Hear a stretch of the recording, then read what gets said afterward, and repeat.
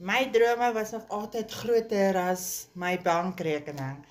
My geloof, my hoop en liefde en passie vir wat ek altyd gedoen het, was letterlik in die drein af.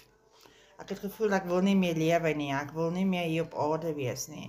Ek het myself bevraagteken en vir myself gesê, wat is my doel op aarde? Hoekom moet ek hier wees? Hoekom moet ek so sukkel? Ek verdien nie hierdie lewe nie. Totdat ek besef het dat die fout lê by my, want as ek nie my omstandighede gaan verander, gaan inspring en my omstandighede gaan verander nie, dan gaan dit nie verander nie, dan gaan ek aanhou sukkel. Vir die wat my nie ken nie, ek is Nadia en ek is 'n Suid-Afrikaanse tuisbly mamma. En ek is hier vandag om jou te motiveer en vir jou te sê dat as jou bankrekening leeg is en jou drome is groter as jou bankrekening en jy twyfel nog in jouself en jy weet nie wat die volgende uitkoms vir jou gaan wees nie en jy weet nie waar om te begin nie, jy weet nie hoe om op te staan nie en jy is in daai donker gat. Ek is hier om vir jou die leiding te gee en vir jou die moed in te praat en vir jou te sê, moenie moed verloor nie. Staan op en veg vir wat joune is.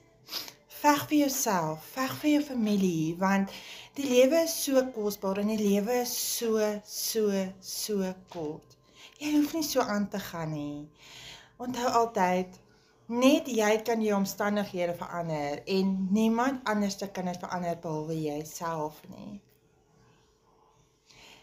Dit is 'n boodskap wat ek myself elke dag moet aan herinner. Niemand kan jou gelukkig maak behalwe jouself nie.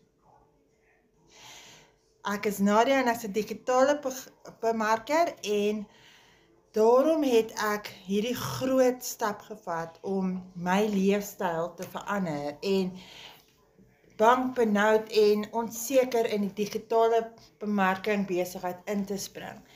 En ek sal vir julle sê, hierdie was vir my 'n mind-changing experience. Nie net vir die geld nie, dit het my emosies verander, dit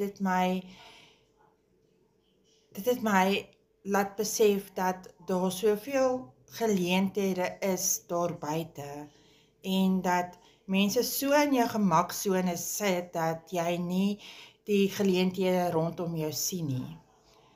So, as jy